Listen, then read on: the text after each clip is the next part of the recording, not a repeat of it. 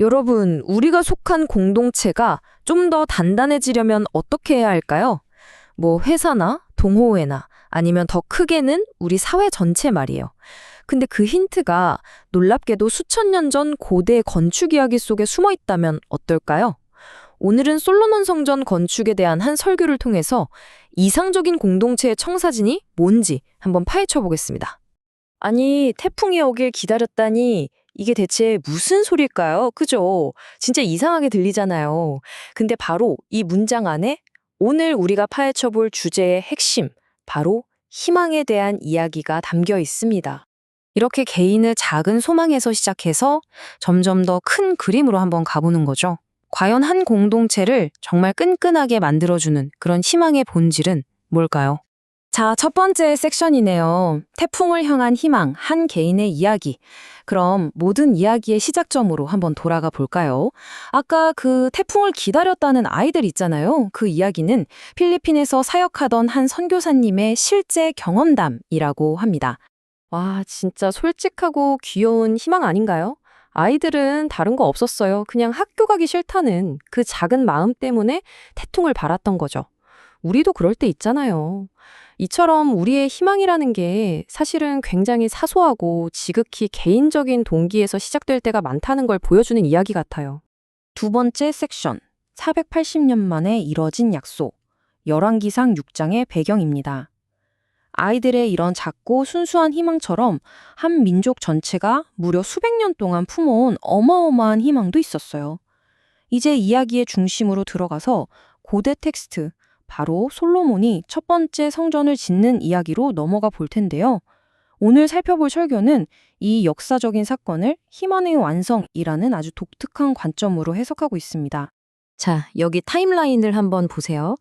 이집트 탈출에서 솔로몬의 성전 건축 시작까지 무려 480년이 걸렸습니다.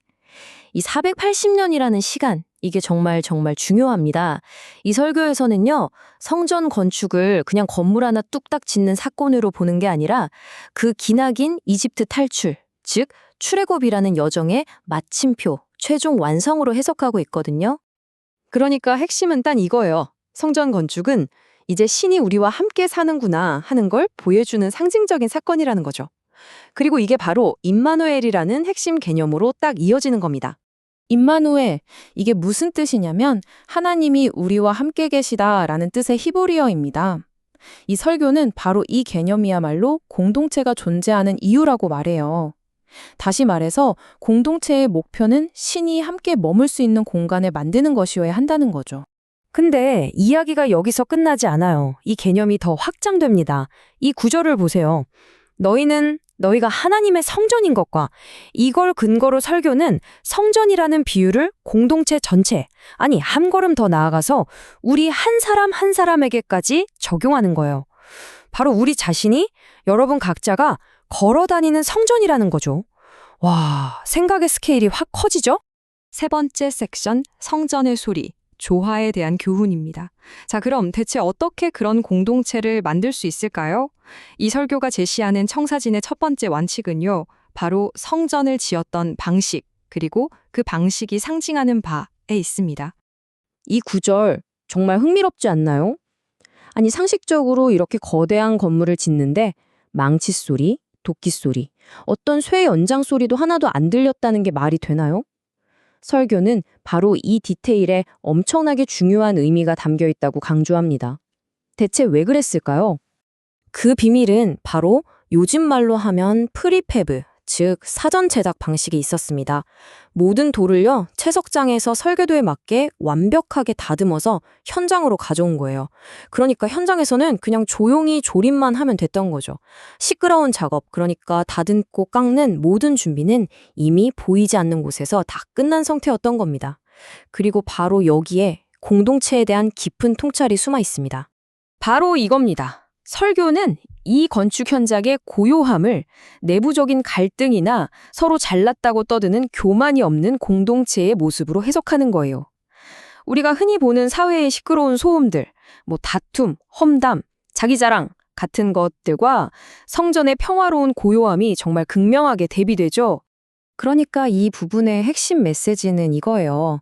진짜 건강한 공동체는 구성원 한 명 한 명이 각자 준비가 되어 있을 때 만들어진다는 것. 서로에게 딱 맞춰지기 위해서 자기의 이기적인 마음, 그 모난 부분을 스스로 잘라내는 노력이 먼저 필요하다는 뜻이죠. 네 번째 섹션입니다. 보이지 않는 기초, 공동 목적의 우선순위. 자, 이제 설교가 제시하는 두 번째 핵심 원칙으로 넘어가 볼게요. 이번에는 어떻게 지을 것인가가 아니라 무엇 위에 지을 것인가, 바로 공동체의 기초에 대한 이야기입니다. 이 구절을 보면 신이 솔로몬에게 일종의 조건부 약속을 하는 장면이 나옵니다. 네가 만일 이렇게 하면 내가 너희 가운데 거하겠다. 여기서 중요한 건 신이 함께하는 조건이 웅장한 건물 그 자체가 아니라는 거예요. 바로 백성들의 행동에 달려 있다는 걸 아주 분명히 하고 있죠. 자, 이걸 보면 설교가 강조하는 가치의 우선순위가 한눈에 보이죠. 눈에 보이는 물리적인 성전, 화려한 건물, 대단한 업적, 이런 것들보다 더 중요한 게 있다는 거예요. 그게 뭐냐? 바로 보이지 않는 기초, 즉 말씀에 대한 순종, 공동의 헌신 같은 것들이죠. 이게 훨씬 더 중요하다는 겁니다. 그래서 설교는 여기서 아주 냉정한 경고를 하나 던집니다. 신과의 관계는 다른 게 아니라 딱 한 가지, 공동의 목적에 대한 순종에 의해서만 결정된다는 거예요. 아무리 멋진 건물을 지어놓고 나 여기 멤버야 하고 소속감을 가져봤자 그것만으로는 아무것도 보장되지 않는다는 거죠. 꽤나 단호하죠? 마지막 섹션, 공동체를 위한 청사진, 세 가지의 핵심 원칙입니다. 자, 이제 슬슬 마무리를 해볼까요? 지금까지 우리가 살펴본 이 설교의 핵심 주장들을 아주 명확하게 딱 세 가지 원칙으로 정리해보겠습니다. 바로 이 세 가지. 이게 바로 이 설교가 고대의 건축 이야기에서 뽑아낸 이상적인 공동체의 핵심 기둥입니다. 첫째, 임마누엘이라는 공동의 목표가 있어야 하고, 둘째, 고요함 속에서, 즉 겸손과 조화로 지어져야 하고, 마지막으로 순종이라는 보이지 않는 튼튼한 기초 위에 서 있어야 한다는 겁니다. 자, 오늘 이야기를 마치면서 마지막으로 여러분께 질문 하나를 던져보고 싶습니다. 여러분이 속한 공동체, 그게 가정이든 직장이든 친구들 모임이든 뭐든 좋아요. 그 공동체를 단단하게 지탱해주는 보이지 않는 기초는 과연 무엇인가요? 오늘 한번 곰곰이 생각해 보시는 건 어떨까요?